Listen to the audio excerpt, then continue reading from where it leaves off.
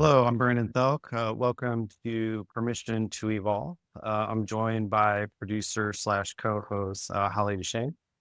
Today we're going to be expanding on the making of the coach story.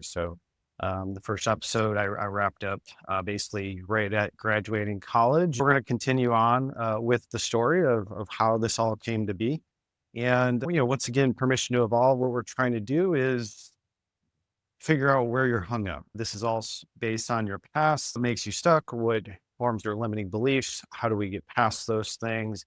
And it's always going to be a perception shift. And so we're trying to build a mental framework or a mindset that helps you move forward no matter what. We're going to be shining a light on how I moved through and conquered some challenges and the ways that that's impacted me in my ability to move forward. And this is also what I teach now at this point is through these different experiences, I found a way to navigate situations where I'm always extracting wisdom and pulling life lessons while also growing more solid within myself and gaining confidence every step of the way. That confidence doesn't really happen by accident. We have to dig in and we have to learn the lessons and we have to reassure that we can conquer difficult things. Every challenge we overcome, there are learning lessons there, but then it's also this opportunity to kind of strengthen the conviction within yourself. And the number one thing I always see that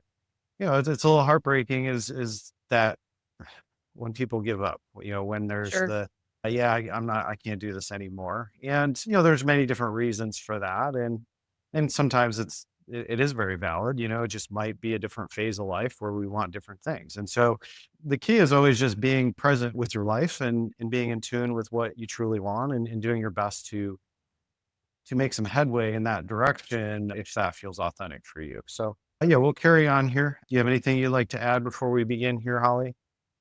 Um, no, I would just add that I'm excited to hear the next stage of your personal journey, how that led to the work that you do today. I think it's a super interesting way to realize, how people kind of arrive at ultimately like the destination or their purpose or the thing that they were called to do. Mm-hmm. Well, and ultimately, all this stuff, you're just trying to cultivate a unique perspective. So, personal growth is personal growth. It's many similar concepts. I've come to know things a certain way, and we do that through life experience. And so that's the thing is it's what we tell ourselves in the tough moments is what allows that path forward or it shuts us down.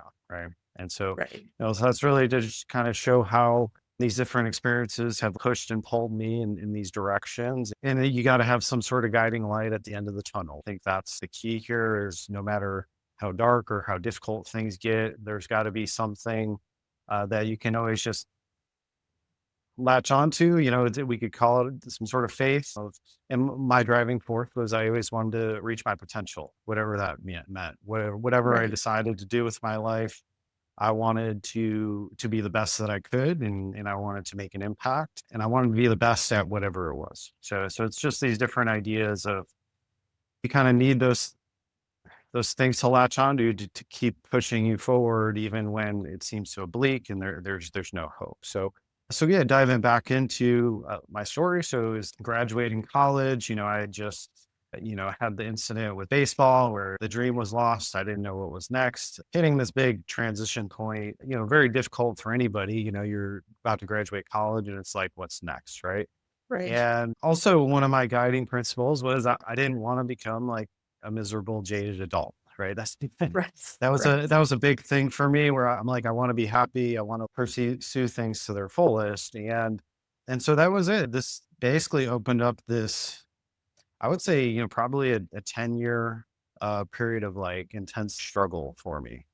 College was fun. I would work hard, but it was also college. So Yeah. uh, this is when I became very serious. Like I was just like, okay, it's time to like dig in and get to work here. And yeah, it's just a very long drawn out struggle for me. But so we're gonna go into that.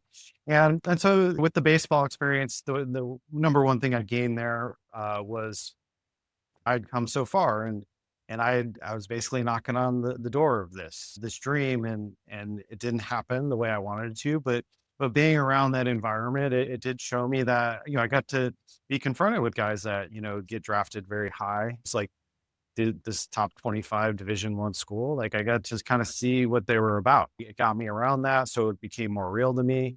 And, I wasn't able to seize that opportunity based on a number of factors where I just didn't feel like I was in a good place at that time. But it also gave me that perspective to see that, hey, if I keep working at this, I feel like I belong. I could actually be just as good, if not better, than some of these people, right? So it kind of gave me those little nuggets of hope to latch on to. And so as I graduated, once again, just kind of always bouncing things off my mom. She was like a coach.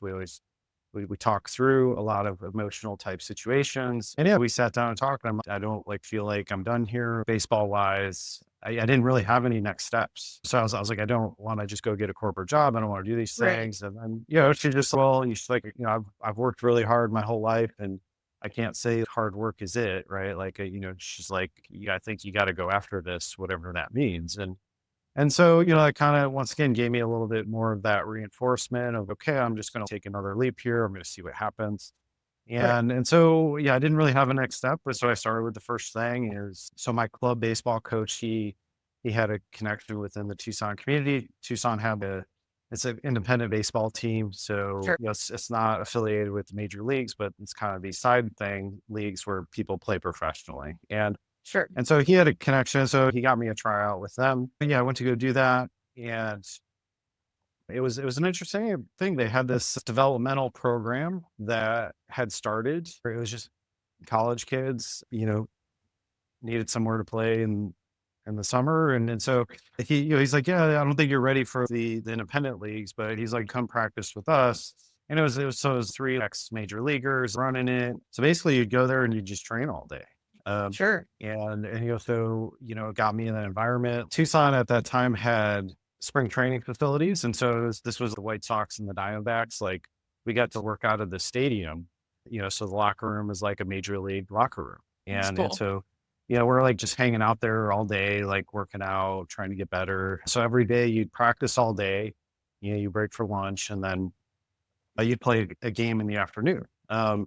And so, yeah, it was just kind of an all day like event every day, like for all summer. So it Yeah. was like I got to immerse myself into really starting to take this serious and really dig in. And yeah, so that's the thing. I just put my head down, kind of cut out a lot of social aspects. I just went all in on this and started working really hard. And so, that's one of the things is I found that as soon as I would commit to something, a door would open and then there'd be a new opportunity that wasn't obvious before.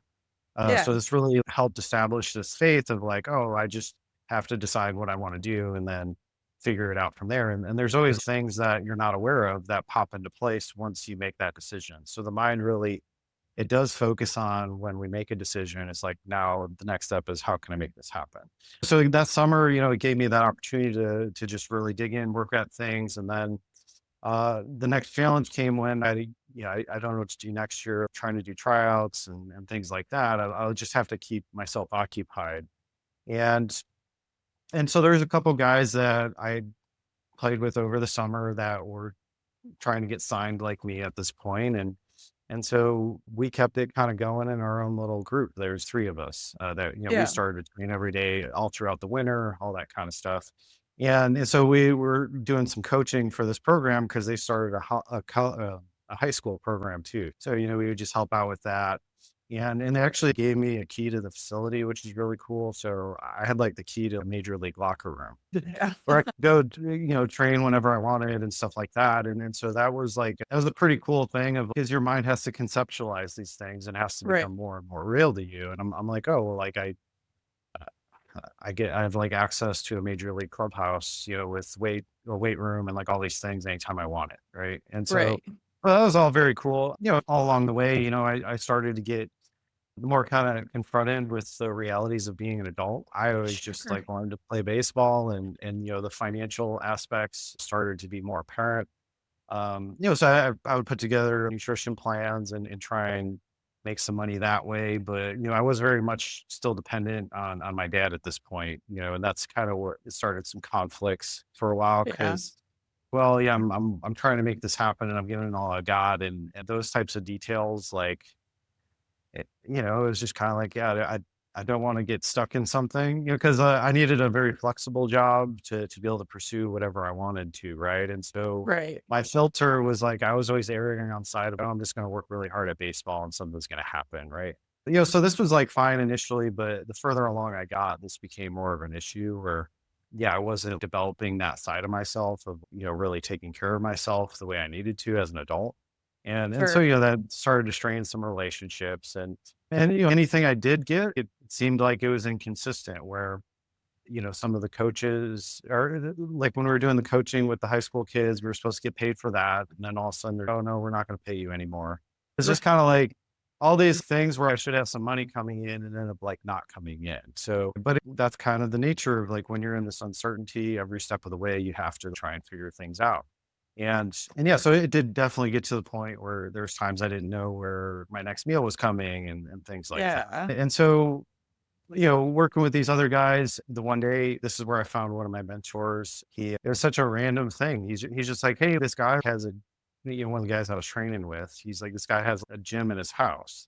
And I was like, yeah, that sounds kind of weird. It was on the south side of the south Sure. side of Tucson. And, it's just kind of like, it's like where the reservations are, and it's like down by the airport and stuff. And it's a little rough down that way. Okay. And I was like, oh yeah, you should like come with me to this thing. And so I met this incredible guy. So everyone called him Kiyoshi. So he was a 6th degree black belt. Um, but he was Native American. He lived right next to the reservation. And so I got all these like wild experiences from this. But so he built a gym in his house. He had like a dojo. And every day at 5 o'clock, everybody from the neighborhood, you'd have kids that were 5 years old up to, adults, in their 50s that would just come there and they would train. He had these workout classes. He had a boxing ring in his backyard. So he had like, yeah, everything was just like set up to work out. And he opened up his house to the entire community Yeah. every day for free. So it was like crazy. So It sounds like a real life Mr. Miyagi, right? I don't know if you're a Karate yeah, Kid well, fan, but that's yeah. essentially what it was, and, we kinda Yeah. joke about that, like, me and my friends and stuff, but no, I mean, it was a place where, like, yeah, I just felt, more understood because I guess at this point, it's like all my friends were getting jobs and doing their things, and, he understood, really working towards something, right? So he, like, climbed the ranks in karate and stuff, and, Sure. all these impressive things, but, so I started working out there at 5 AM, 5 PM every day. Yeah, I would just spend like probably 4 to 5 hours every day at this place. And so, this dojo, you close it off and turn the heat up, like Bikram yoga where it gets really hot, that kind of Yeah. thing. Yep. So that was part of his philosophy was, you just basically want to suffer, right? So, we go there and work out and yeah, it was just like in this intense heat, you're just dripping in sweat every day, but it was just like a super cool environment. It wasn't baseball specific training, but it got this idea of like kind of suffering and discipline and all this stuff like burnt in. You're intentionally like doing hard things like every day. Yeah, Yeah. getting up at 4 o'clock in the morning to go work out and doing all that. So it like kind of got me on this focused track. And he was really, yeah, it was a very important mentor. He taught me that discipline. If I was struggling and stuff, he would help me out. And so it kind of gave me a little bit of a safety net, like in this massive uncertainty I was experiencing. And if there was like tryouts and stuff like that, like in LA or anywhere around there, he'd be like, "Oh, like yeah, don't worry about the money. Like I'll just drive you out there and we'll go." Right. So it was just like Super cool. Yeah. yeah, allowed me opportunities to do things that like I had no idea how I was going to make it happen, but I knew I needed to do it. Right. And so this kind of all this stuff started to like build pressure on me where it was, okay, I'm putting all this work in it. I'm struggling every day, financially, it's just very difficult. And now I'm starting to feel more and more obligated to other people of like, I really need to make this happen. And so it started to like add all these additional pressures uh, of me trying to make it. I felt indebted at this point Yeah. to different people. And so that started to like weigh heavily on me and that's the thing is I was always looking for solutions, but it wasn't like, oh, I'm just going to go get a regular job. That never like clicked with me, and so I was always trying to find side things. And after about 2 years in Tucson, so I'd work out with him every day. try and make things happen. I just kind of hit a wall with it. I was like, I couldn't get anything to happen.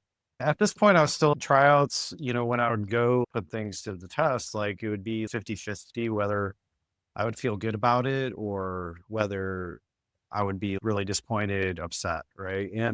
And one of the main factors was, yeah, it was just kind of this relationship with my dad where I was still dependent on him in certain ways. He didn't really understand what I was doing. And so, yeah, things like could get harsh at times there. And so that always affected me a lot, where like would kill my confidence. Like I was building towards all this stuff. And then I would feel like, that punch in the gut or, the rug's pulled or whatever. I didn't feel like support at different times, from people in my family. And that started to feel pretty heavy. And, all along the way, like my mom's, once again, we're still doing our work where if I have something I'm struggling with, I call her and we rework it emotionally and mentally. So I always kind of had these path forwards. But, after 2 years of this, I was just kind of, okay, I'm just going to like, I'm going to go back home and I'm going to reset. I'm like done with Arizona. Sure. It just kind of got, exhausting, but well, and another kind of cool side story with Kyoshi. So it was right next to the reservation and he would take me. So they'd have sweat lodges. I don't know if you've ever seen Oh, this. yeah. Yeah. Yeah. So it's, you basically go into, a little teepee or whatever it is, but yeah, so they cover it and basically you light a fire within it and you're like throwing water on the fire to create steam. And you're basically in this pitch black environment and it's extremely hot. It's like, I don't know, probably 200 degrees or something insane. I don't even Yeah. know. But yeah, so you're in there and you do all these rounds. It's like a purification process. So I was always interested in like, yeah, spiritual stuff, trying new things. And so that was one of the like the cool things was, we do that like every few months. Yeah, where you're just like once again intentionally like suffering. Um, Yeah.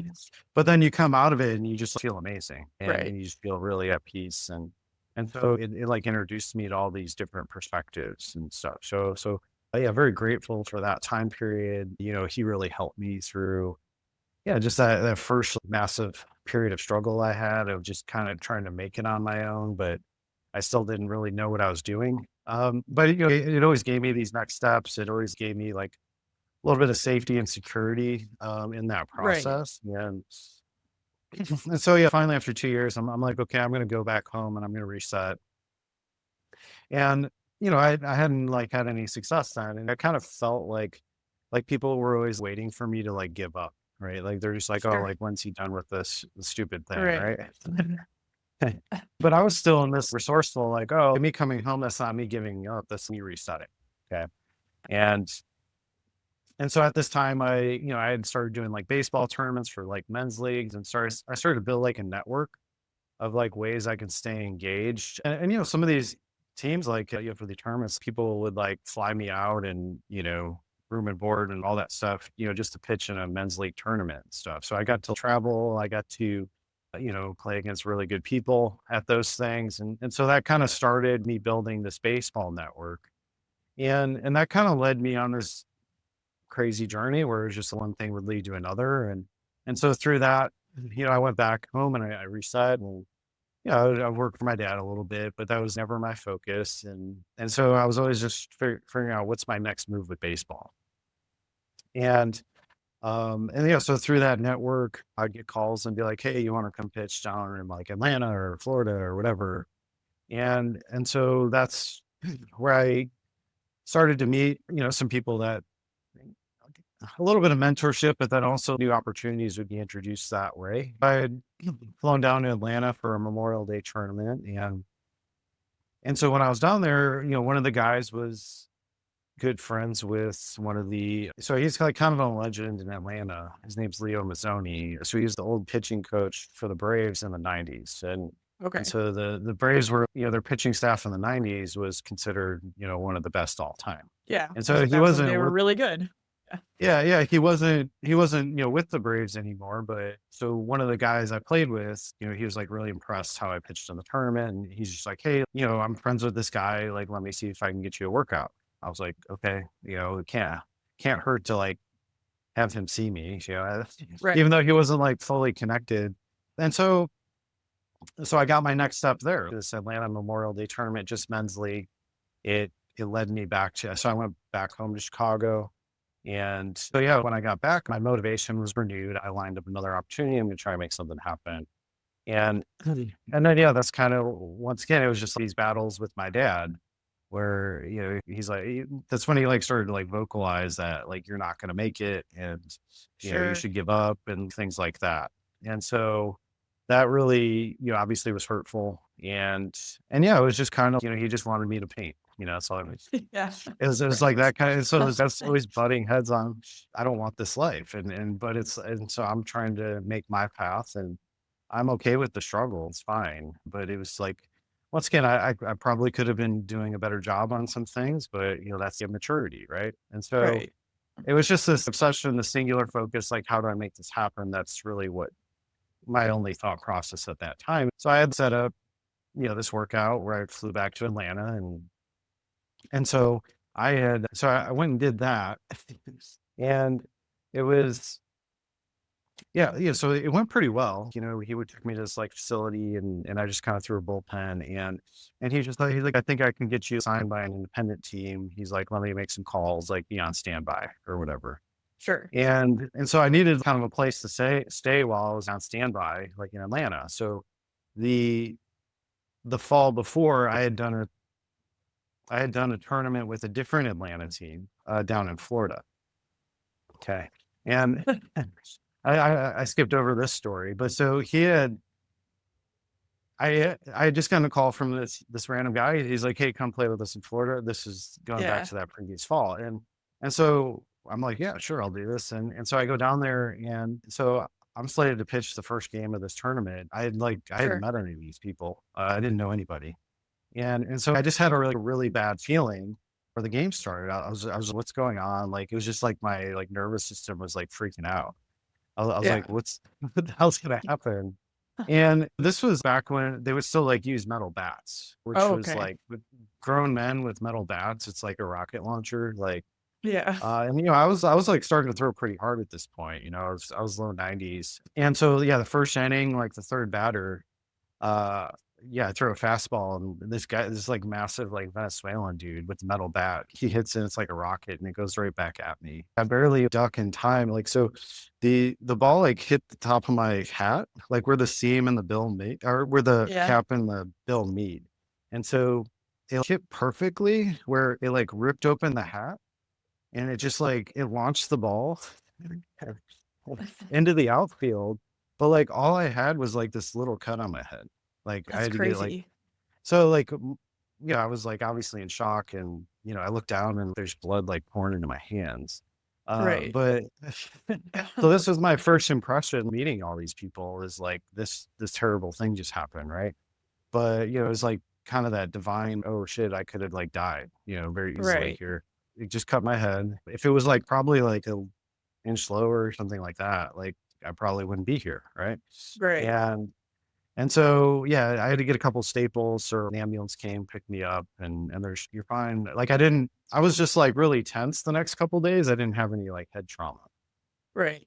So that's like when I met like all these Atlanta guys. And so when I had this other Atlanta opportunity come up the following summer, where he's just like, yeah, hang out in Atlanta until we can find somewhere for you to get signed. So I had called the coach of that team. And I was like, "Hey, like, is there anywhere I can crash?" That kind of thing. This is what's going Right. on. And yes, I hardly knew him at that point. And so, yeah, he's just like, "Oh, like, yeah, you can come stay with me. I got an extra room, this and that." And so I ended up like living with him for like 9 months. But yeah, this guy, yeah, I mean, he just ran the baseball team, and he had three different teams, so I could once again keep playing, stay active with it. Yeah, we have a great friendship even till today, but like he kind of helped me out in that time. And so in that phase, like I started to learn more about like business principles and things like that, because he had run a roofing company. And so he started to like teach me like more about money and that kind of stuff. Right. So I Yeah. started to like develop those skills alongside trying to find a place to play while I was in Atlanta. I was kind of caught in this limbo where it'd be like, "Oh yeah, like this team's gonna take you," and then like, "No, that's not gonna work out." And that's just kind of the nature Yeah. of it, is as things jump around a lot. So I found myself stuck in Atlanta, And I was just like, I don't really know what to do next. I guess I'll just keep playing here and then looking for opportunities. And that's also kind of where I started to develop some business stuff. Yeah. And so I was down there and he had so one of the guys on the team was he worked for this corporation and I was like, oh well, yeah, maybe I could do like nutrition stuff with them. That's my degree and all that. So Yeah. he said that yeah, he's like, yeah, the insurance companies don't want to work with us anymore. Everybody's, obese and very unhealthy at Sure. this company. Yeah. And so I'm like, yeah, I'll come up with a wellness program. And so that was my mindset at that time. It's like anything I did, like I couldn't just do a task. I had to make it a big thing. Right. Okay. Um, Yeah. so it wasn't like, oh, I'm just going to do nutrition. I was, oh, I'm going to design this like wellness manual and it's going to like, cause I was so into self development. Right. So I was like, Right. oh, like, yeah, we're going to have mindset and we're going to have like goal setting. We're going to have all these different things. Right. And so I came up with this proposal where I didn't even like have any like a product to sell or whatever, but I went to this corporation and I'm like trying to sell them this wellness manual for like 50 grand. Like it's Sure. Sure. I mean, why I, not? I, I was like, yeah, I can come in and do this. Those things I couldn't just focus on the task at hand. It always had to be like, oh, I need to make it this big, great thing. And so that's Yeah. kind of one of these principles that comes from when you don't feel good enough. You start to overcompensate, right? Where you start to make things bigger and bigger to kind of feel that worth, right? Yeah. And so this continued to kind of I was like, "Oh, like, yeah, I'm gonna do this big thing now."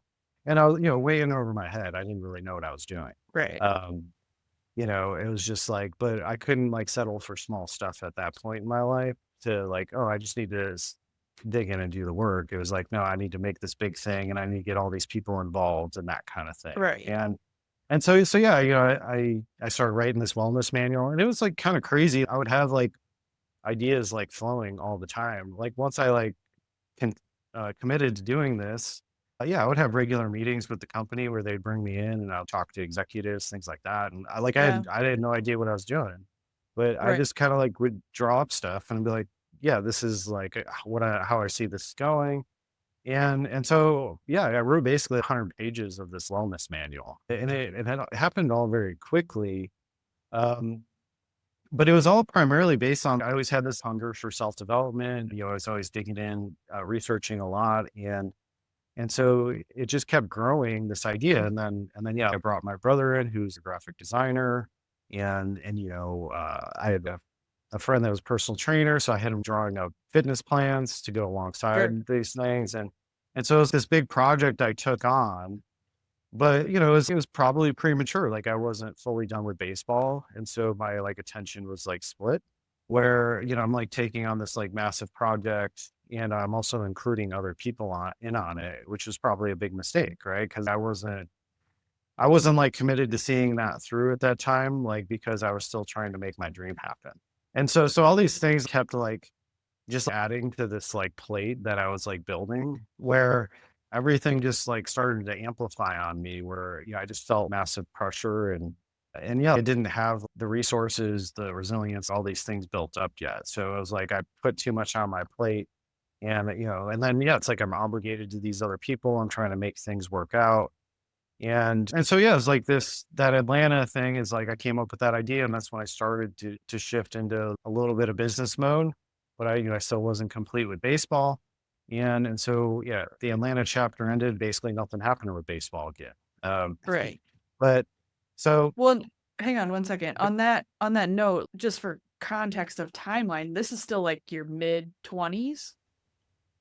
yeah, I was probably 24, Yeah, that's, like, 25. insane. That I mean, just Yeah. that's, like yeah, yeah, Yeah. When that was the thing, I was like, I just kind of had this. Well, and it was, I was always doing spiritual, mental, emotional work. And, it's like, because, like I said, I cut all these things out of my life. It was literally just me putting massive work into things, yeah, baseball and like development wise, these two things side by side that, yeah, I had like no other part of my life. Right. And right, so all these things like started to be consuming. I didn't have other outlets for things. And then, yeah, I'm just like kind of feeling all these obligations across the board. And I'm just like, man, I'm kind of putting myself into a trap here, right? Yeah. It was way above anything I could have executed on, at that stage in my life, looking back on it now. But it was just Yeah. like, that was my mindset is I really felt like not good enough inside. And I felt this huge void. And it was through these things, like like I said, I couldn't just like go to work. I'm like, oh, I have to like make this like a big thing. And it keeps like adding all these things to my plate. And then, yeah, it just every step of the way, it just kept getting harder and harder where, man, I don't know what I can do here. Cause Yeah. I couldn't find a breakthrough anywhere. And looking back on it now, I'm just like, well, like, I mean, it's like obvious, like where I went wrong, but when you're like going through it, well, and let's say you just kind of, I was made to feel like, because things weren't happening with baseball, and all this pressure was coming on me, like to be an adult and with a normal job and like all that stuff. So then Right. I basically took on this massive project to buy time, but it's like something I had a lot of interest in and enjoyed doing, but it wasn't like my primary focus at that time either. I only had a limited amount of energy, but like it was like coming through pretty good. Like I said, I was very creative during that time. And that's really set the stage for like things that I'm doing today.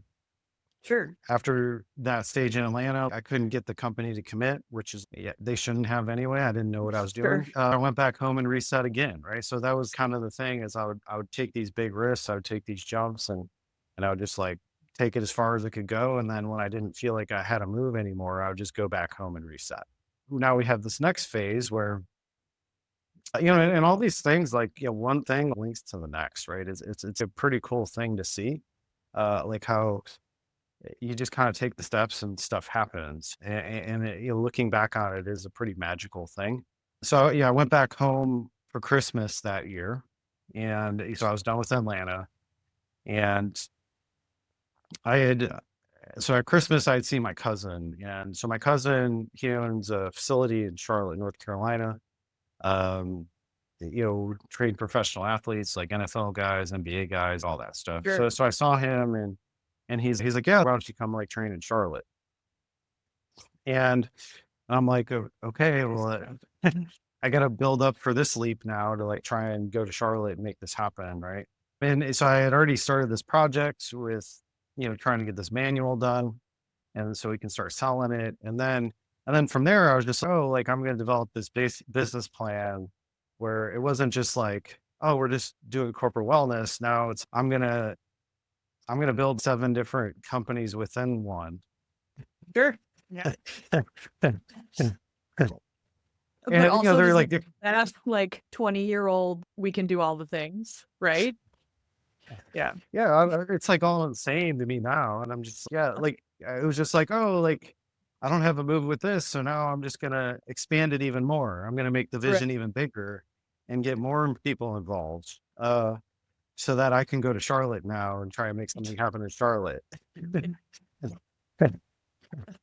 I kept, nothing was ever good enough. So like it had to be bigger, it had to be more. Yeah.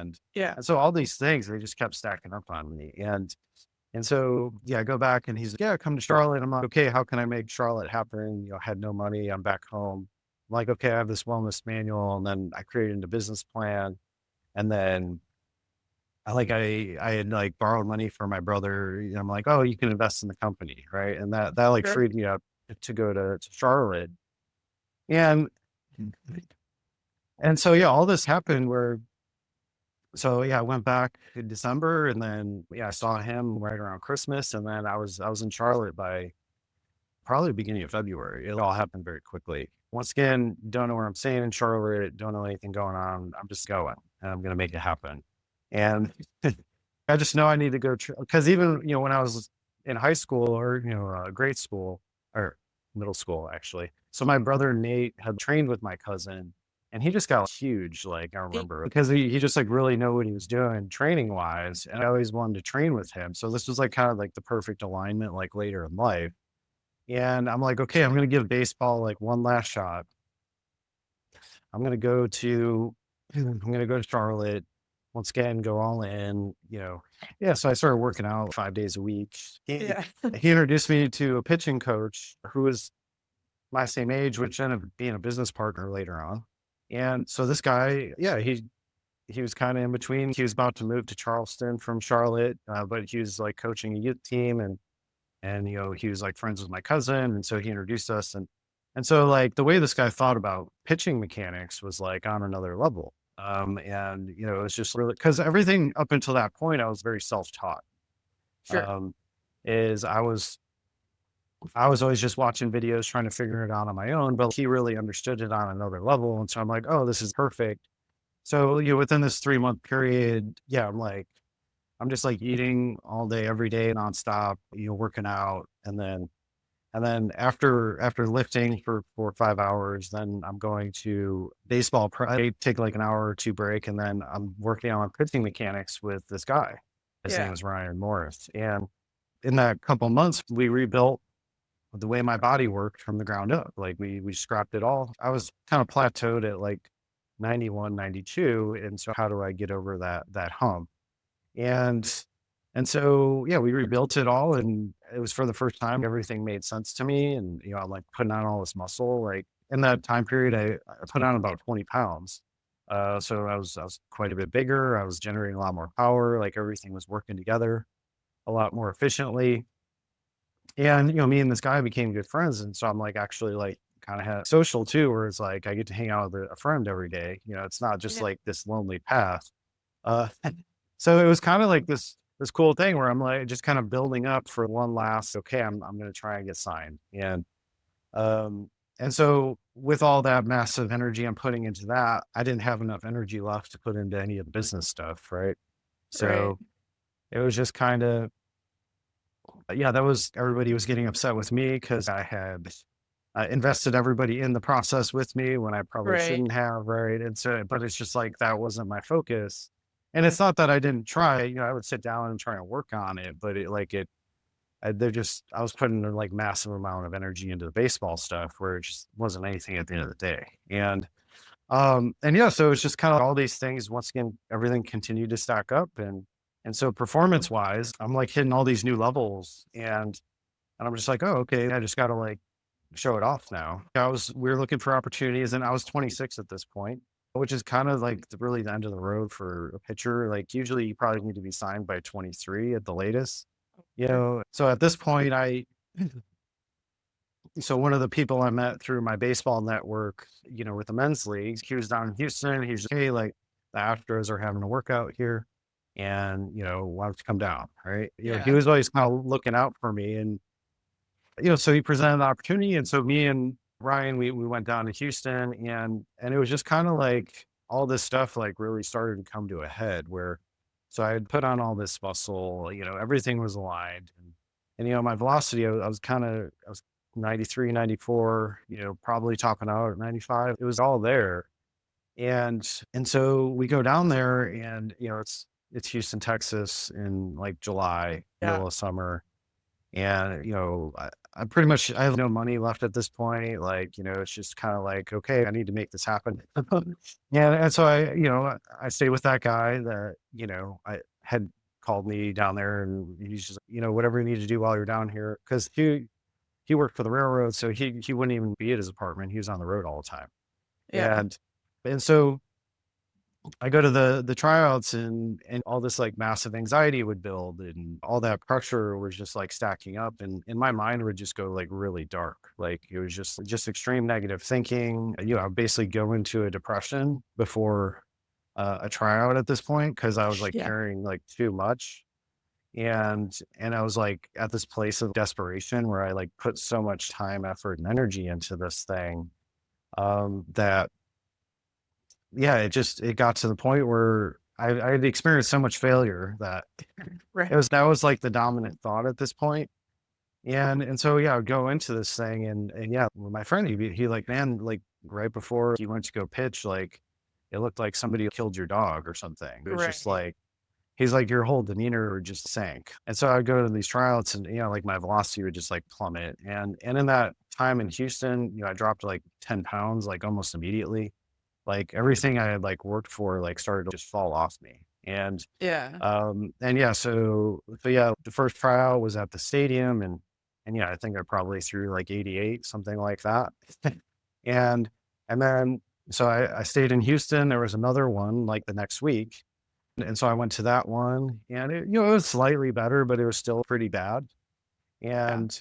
And so I talked to one of the scouts and I'm like, hey, this is everything I've put into this. This is what I'm capable of. I had people that were working with me like draw up like recommendations explaining like, yeah, like he's the real deal, whatever. Right. Uh so this guy like, he took a day off, like or on his day off, he came and saw me, right? For a third time. And so I had, he needed to come see me somewhere, so I had to like call around and find a game to play in. Like I don't know anybody in Yeah. Houston, but this guy's like, oh, like, you call these people, maybe you can get in there. So it's this men's league game, like in the middle of nowhere at Houston. It was the darkest day of my life. Like it looked like there was it's like storms and it looked like it was gonna be a tornado or something. Yeah. But and I convinced this guy, to come see me, and I show up to the field that day, and yes, there's guy like I didn't know any of these people, but there's like people showing up in work boots and stuff, and just jeans. It's like like kind of the most like unprofessional thing you can imagine, right? And Yeah. I was like, oh, this doesn't look good, right? But yeah, so the guy shows up and like the catcher I was working with, not very good, right? And the scout's like, "Yeah, I don't think that guy can even catch you." It was, like, embarrassing kind of, Sure. and so it's like all these things that, it was just like my stomach was turning and it was just like felt like the worst day of my life, but yeah, so I go to pitch and yeah, it's just nothing's left. I was basically throwing like 83, 84 miles an hour at that point. Yeah. So and yeah, after one inning, he's like, I can't like stay for this. And I was like, yeah, I understand. I wouldn't either. But yeah, so this was like kind of like the death of my baseball dream was all this stuff had stacked up so much that, that day was kind of that conclusion of everything. It didn't matter how much work I put into it. It Right. was just very apparent that it wasn't going to happen. Right. Yeah.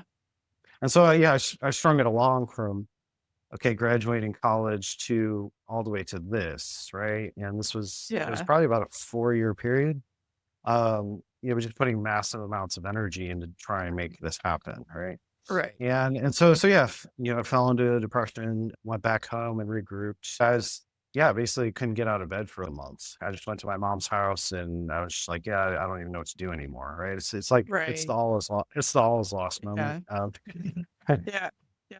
Um, yeah, and so, after that period, okay, like at the bottom of it, it was just like me coming to this conclusion that like, yeah, all these things, like all these ideas I was operating on, they weren't they were all like based on, lack of self-worth, right? It's just like I need to Right. achieve these things. I need to do all these big things in order to prove myself, in order to get love or whatever it is. And so a lot of this stuff, I would say it did stem from that relationship with my dad. And so it became very apparent at that stage that, I need to really dig in and work on that relationship. Because it was short circuiting me. I'd be like terrified to talk to him. Like I'd have massive anxiety. All Yeah. those things would happen. And yeah, it would just trigger like this sinking ship like feeling within me where I'm just like, yeah, I was just totally shut down. So this kind of opened up this next phase where confronting that relationship, working through it, I sucked it up and actually I went to work with him. Like I'm okay, I'm gonna go work with him, right? and and I'm gonna learn everything I can about this because at the end of the day, I just need peace to like stop fighting this part of myself, right? Right. And so this kind of ignited like an even deeper spiritual aspect where this was my catalyst to just like really find peace with myself. And so that means okay, I'm gonna go put myself in this environment that I've been fighting and that I've been like afraid of that represents everything I don't want in life. I'm gonna go Right. like being in it and I'm gonna go learn about it. Right. And it's very humbling. Yeah. Was that conscious for you? Like, did Yeah. you consciously make that decision? Yeah. Okay. I was just, I've been fighting this, for years now and I don't want to fight anymore. Right. Yeah. It was just this absolute like surrender of I desperately need to find peace with this because it was just this deep void inside me where it's just like nothing ever felt good enough. Right. And then that's Yeah. when I was, just, oh, I need to do all these big, amazing things. But and that was all based on a lack. That wasn't feeling Yeah. good enough inside. And, and so it was a very conscious thing. I was okay. I'm going to go face it all. Right. Like I'm not living the Yeah. rest of my life like afraid of this or whatever it is. And so I brought it, I went into it with this new lens of like, okay, how can I accept this part of myself? Like, how can I, yeah, it wasn't me like giving up on who I am or settling or like anything like that. It's just, this is a piece I needed to like become who I'm supposed to become. Okay. Right. Is like this part that's been locked away. Cause it was always easy, with, my mom, like, very supportive and, she coached me through all these things. And so we had that dynamic, but and it kind of felt like I was always fighting against him though. And so I don't want to fight anymore. I want peace across the board. And I want to live my life on my terms, not like I'm fighting against something relative to anybody else. Yeah. Right. And so that was kind of that thing is surrender. And so I'd go and I put limits around it where, I would only work with them a couple days a week. And then, so then that allowed me to open back up my business stuff. So I do split time, like work on my projects. And then a couple days a week, I'd work with him. And every day Right. I'd go work with him, it was through this conscious intention of, every time I was triggered, every time, I was having like dread or like any of these negative feeling, like I would work with him. I'd take note of what was going on during that day, and then when I got home, I would work it out. I would try and find peace with it.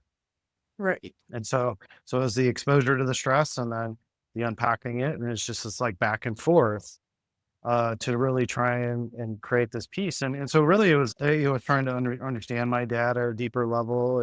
Trying to make peace with him. It was trying to create this acceptance. And so in that place, I started to see the gifts that like he had to offer, right? Right. Because I was in this place of battling constantly where, I mean, yeah, like, he did teach me incredible work ethic and really like the perfectionism stuff is, growing up, it's just every like line we painted like had to be perfect, right? Like every, it's Sure. just like, it was like kind of this intense training. And so it gave me that mentality of attention to detail Yeah. and all those things that have like really served me where I'm like very like meticulous and like obsessive and it's just I want to align all the pieces to fit just right, right? And so like all that stuff like came from him, but then also and this bitterness and resentment and this battle and stuff like that. It's like also like my masculinity is locked up in that, right? Because I'm like in this Sure. war where it's just like I need these pieces to really grow up and like be a man, right? Yeah. And so that was the lens I like saw it through. It was like, I'm gonna go dig in, I'm gonna go find these parts of myself, I'm gonna heal this.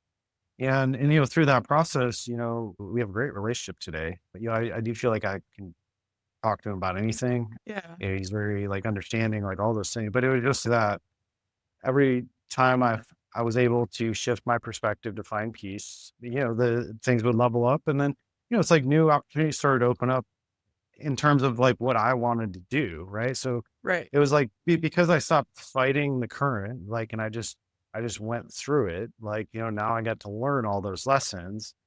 And it was no longer like a fear that I'm gonna get trapped in something I don't like because it was always like, no, I'm not gonna do this, but I need these pieces. Like this is actually Right. I'll get to where I'm going by actually going through this.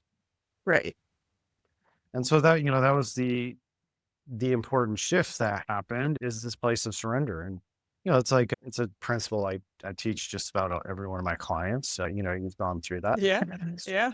But it's like the thing you don't want to face is the thing you need to face. Right. And it's just Right. like, well, as soon as you stop fighting now, oh, I get to, I get to understand or learn about this at a deeper level. And that's going to give me a path forward. And so, yeah, so that was kind of the case here is that happened. And then I split time where I was actively working on that, and then I was actively trying to develop my business stuff, and so the manual thing kind of died out, and I just kind of tried to figure out like how can I chop this down into something that's actionable, right? And and so from there, this is where I kind of got a couple more spiritual teachers, Yeah. is, so yeah, I go to seminars and, personal development stuff. And so my next mentor is in the energy world. So energy medicine. So she's written like 30 something books. So actually, this is where I started my actual evolved athlete business, was in this Okay. next phase. So I went to the seminar, this class, and her name's Cindy Dale. So I ended up like working with her son, who is a baseball player. And so that was kind of the birth of Evolved Athlete. Is in the seminar, I went up to her and I was, hey, like, yeah, I'm Shane, her son's a baseball player. I've been thinking about putting this program together. Like, would you be interested? And and she's just like, yeah, like whatever you want to do, just get him to where he wants to go. Right. So it Yeah. was just kind of like, she like gave me free reign to build this program and use him as kind of your to experiment with, basically. So Yeah. yeah, like however you think you can make him better, do that, right? Um, Yeah. and so that's where I called up the guy, that because he was a pitcher in high school, and he was struggling getting to his next level. So I called up the guy I worked with in Charlotte, Right. and I was like, hey, I have this idea, so I want to work with athletes on mindset and emotional balance and leadership skills and character development and all these things. And I was like, well, what do you think about coming in and doing the mechanics, for baseball? And it was done. I always wanted freedom. So we're going to design it to be remote. So we're going to have, I'll just do a session each week on the phone and you do a video session working on its mechanics. And, Yeah. and so that's kind of how we started it, is like I had my part, he had his part. And so for that first year, we just worked with her son. And so she gave us free reign where, I came up with my immersion service. So that's where Yeah. she'd fly us both out to Minnesota, or they come to Charlotte, and we'd spend all weekend with him. Both of us just kind of picking apart every little detail and how to try and make him better. So he had two coaches focused on him continuously for 8 hours a day. And Yeah. and we did up till 4 days with him. So I mean, he was an incredible kid. Just his receptiveness to the work and just really ability to take feedback. Yeah, so he went from, throwing about 75 to 90 in about a year. So Wow. we we we got him clicking on a lot of different cylinders, and so that was pretty cool. So he was our guinea pig, and so we're like, okay, we'll do, you know, packages where it's like 3 months and, one call each with us each week. And then after 3 months, then we'll do in-person work. And we just, that was kind of the recipe.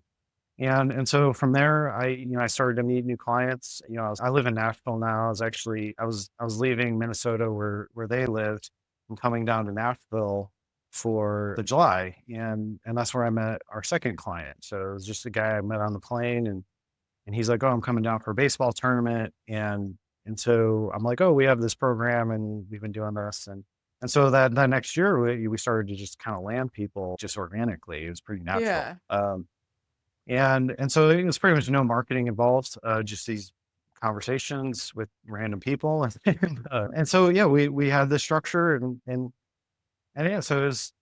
And that's the thing is, it was a high end program. This is the first thing I've ever done. We had clients paying us 30 grand, so it was basically like a college tuition. Right. Um, and it was insane. It was no marketing, like nothing. And I'm just like, well, yeah, this is. But it was cool what we we're doing too. Is at such a deep level. Yeah. We're addressing all aspects of the person. And so after that second year, well, and so that was the thing. So I would work with Cindy. She was kind of like a similar energy to my mom, and that's where I kind of needed new inputs from people. And so I got some gifts from her. She makes things like very simple, like in her work, where it could be the biggest problem, and she's just like, "Oh, that's no big deal," right? Like it was like, Right.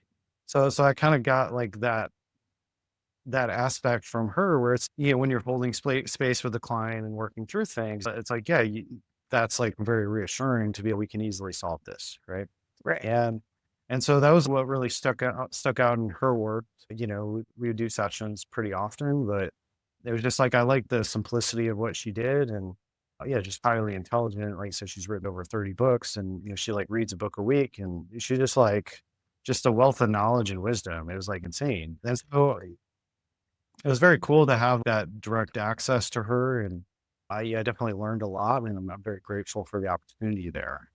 And so it was just kind of like after that second year with Evolved Athlete, I was just okay. I think I'm like at peace with baseball. I don't really care Sure. anymore about it. And that was the thing. So yeah, I don't really see me like continuing in the same capacity.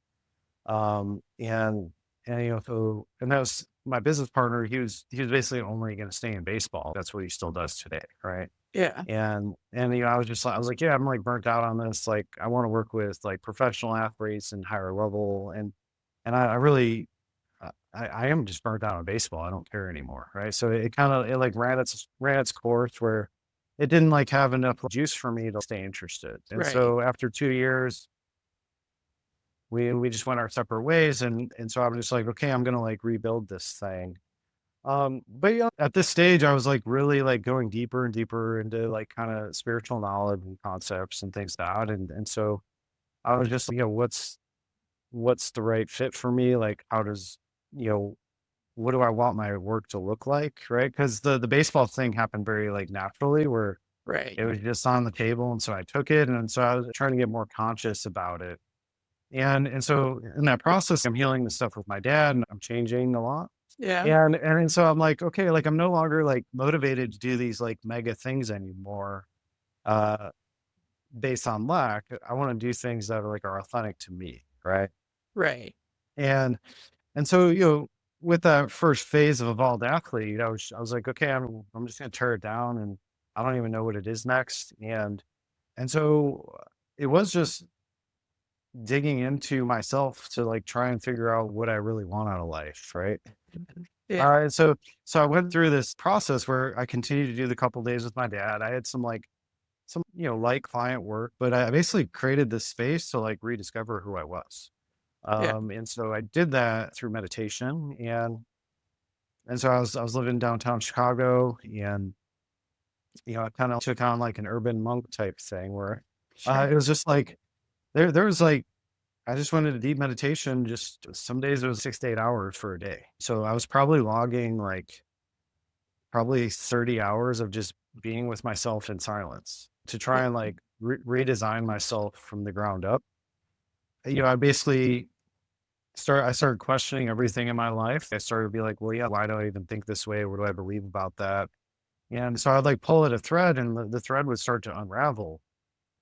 And, I would just kind of be shown all these things that I'm like, oh, like this is in my work where like, yeah, you Yeah. just kind of take the emotion out of things. It's the story you tell yourself about the situation that formed your belief. And then we make our belief our identity. Right. So I'm Right. like, so I got to this place. I'm like, I don't know who I am anymore. And so I have to rework how I operate. And Right. so I wasn't going to be driven by the pain anymore. I was going to be driven by purpose. Okay. And so, it was really like a couple of years, like I was very dedicated to every chance I had alone. I was going internally and just trying to rework myself. Right. And so basically that's a big part of my process and my coaching is we look at these different situations that are showing up and we focus on the tension in the body. So the tension in the body stores the information from your past. So it's got the story attached to it. It's got emotions. And so when you focus on it and you're curious about it and you breathe into it, it starts to unwind and you start to see what you're holding there. Sure. And and so I did this over and over again thousands of times. It was just like uh, some days, some weeks, like the weekend would come and I would just be like, I felt like I'd be in a time warp. I'm like, I don't even know what happened this week, right? Right. And And then so it was just this deep, intense kind of spiritual process of like really getting to know myself at a deep level. And so yeah, just like massive insights coming like on a daily basis. And so I would just study every situation in my life that I wasn't happy with. I would just like focus on it, I'd feel it, I'd I'd focus on what I'm feeling, I'd breathe through it, and I would start to see what's going on there. And, there's some intense like survival patterns that get wrapped up in there. And so yeah, like there were patterns where, you could hit on some like intense stuff where, in the spiritual world they call it like the dark night of the soul. It's also like ego death, things like that where it's just like literally you feel like part of you's like dying. And it's like a very intense process mentally where your thinking just goes like very negative. and you just kind of think the worst stuff, but you just kind of have to ride it out like a wave because you're basically letting go of this part of yourself that's very destructive and built upon a lot of pain, right? And so Right. these would be like shame patterns, things like that. And yeah, so it was a super interesting thing. So that got me going on this, very internal focused path rather than seeking external validation, right? So Right. it was like rebuilding myself from the ground up. Very intensive process, and I don't recommend it for anybody. It's like it felt like it's what I needed to do, and so I did it, Yeah. and I set my life up to do that, and it was just to get me more connected, more present, and just more in tune with who I am, and so that's primarily like the foundation of a lot of the stuff I do now. But it was another mentor. It was this teacher. His name was John Newton. That's where I got a lot of this work. So he was an old Hollywood actor, and so he dove into spirituality a lot. And Yeah. so he came up with this process. And so I studied under him a little bit, did his trainings, and I'd go to his events and stuff. And I was just kind of this is where everything started to cement in. So back when I was doing the wellness manual and these things, I was like, yeah, like I'm not interested in nutrition anymore. I'm not interested. Like it always just came back to like mindset Yeah. is like was like the root of everything. I was like, oh, well, like we're dealing with stress and the nervous system and responses, and it's all about the story that we're telling ourselves. And so it was through his work, like all the principles of healing work and effective mindset and high performance, like all these things like started to converge where like I started to like understand everything at such a deep level in terms of, yeah, this is how you rewire things, this is how you rework it, this is how you align the pieces, and this is how you do it very rapidly. Okay. And so Right. that is through that going into the body, rewiring it within the body, and then supporting it with new constructive thoughts. You can make changes pretty rapidly that way.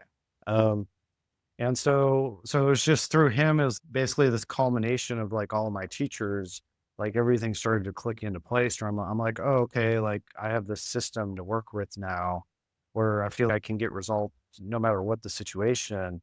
Because this work applies to life, right? It's just like Right. how we're experiencing things. You basically rework it to give you this new path forward. And and so it was, through him, okay, so through that stage, I was taught kind of this meditation process. And then from there that became very foundational to my work. And then that's where I started to reopen Evolved Athlete, where I reached out to one of my clients, Laura Gruden. She started I we had met back in college, we had Yeah. kept in touch, we're friends, things like that. And she had started to be a professional triathlete. And so I was just, oh, well, like this will be cool because it's three different sports. And and so from that place, I could work this angle on all these different disciplines and see how Yeah. I can get results. Right. So it was like it wasn't just baseball. It was like, oh, how do I apply this work to other things? Right. And and so through that, she would kind of be the guinea pig for the new chapter of Evolved Athlete, where it's just, oh, like, let's see how we can make you better. Like, let's see how we can make these shifts very rapidly. And then, yeah, so she started telling people about the work. And then, so that's how I Okay. started working with a lot of triathletes. It was this new expansion of like, I don't want to be limited in any way. Like, I want people that want to do the work, right? That, want to improve, get better, want to heal. And I don't really care what that looks like. And so, that starts to roll into every area where, now I'm doing corporate work and things Yeah. like that. So it's just like the process is the process at this point. And it was kind of through all these different experiences and teachers and finding my center that I'm like, oh, okay, I can apply this work to for really any situation, because whether it's relationships, career, high performance, whatever, it's all the same ideas that we're trying to get to the bottom of. Right. And so that's really the birth of all these things is how all these things collided and started to merge at that stage where I went into my deep meditation process and like all the dots started to connect for me. And so, Yeah. now it's like really getting to this place of kind of pushing out these ideas and principles. Right. Yeah. It's a pretty incredible story overall to just put all of those pieces together to sort of lead you into this space now. Well, And I know we're going to talk more about your philosophy coming up in the next episode, but I do wonder a little bit about just like through this journey and your goal and expansion, do you have a vision for your future? yeah. Well, so what's kind of happened is, and that's the thing, looking back, it is a beautiful thing. So mm, a lot of the groundwork I laid in my 20s, it's all like starting to happen very naturally now. I got this big vision and I had this intense time of creativity, but I wasn't in the place to execute on it, right? And so this journey has given me the tools to be able to execute now. Yeah. And so all these things are kind of naturally flowing into place where, the corporate stuff was like a part of my plan originally, developing programs for the youth, things like that. So it's just a lot of the pieces are clicking into place, just as a natural byproduct of like who I'm becoming each day, where it's a new Yeah. opportunity will flow in and it'll be in like direct alignment with what I'm already doing, where it's not extra work. It's just a Right. different spin on it. Okay. Yeah. When and so I would say like very much so like all the stuff I came up with where I was in over my head, it just gave me this 10-year period to grow into it. Where it's like now it's like, oh yeah, I could easily do these things because of that alignment of them all like working together is like important where before it's just I had the inspiration for it, but like the groundwork wasn't there, the foundation was there. I really didn't know what I was doing. I was just kind of faking it, right?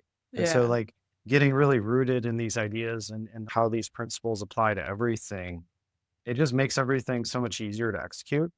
And so it is about that alignment, about things working together, and it's that rebalancing where I feel like everything I add is just gonna be an extra add-on to what I'm already doing, but it's a different expression of it, right? So it's just gonna be opening me up to new channels.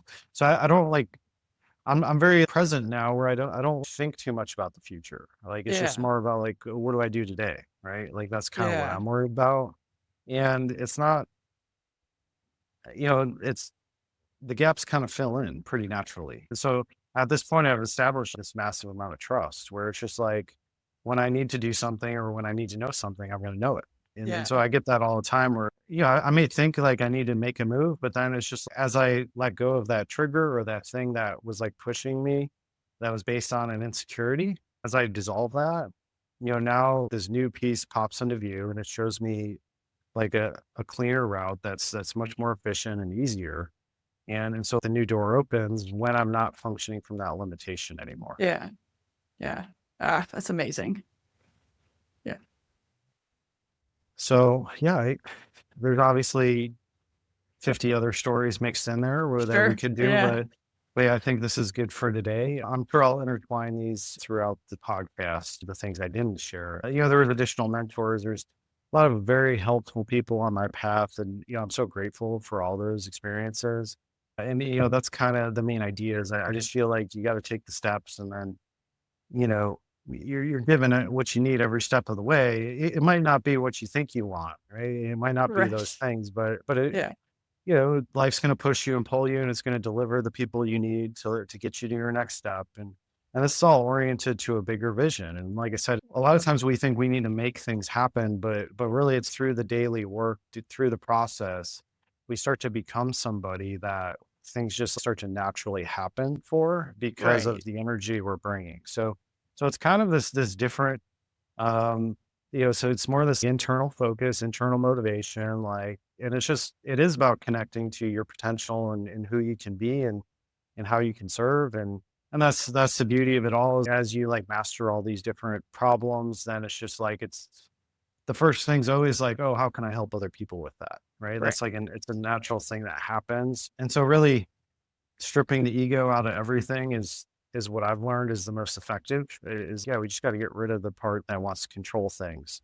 And and so we don't need all the things we think we need, but you're kind of given everything you need in perfect timing. And so it is developing that trust and it is being able to move through trust And, we do need support. We do need different people to come into our lives and deliver certain messages and to give us certain skill sets. And so we want to be able in that place to accept that rather than being like, oh, Right. I need to do this all alone. And so that's the number one thing is, many times I knew I was in over my head. And I guess that's the main thing that I really feel like really helped me. I wasn't ever afraid to ask for help.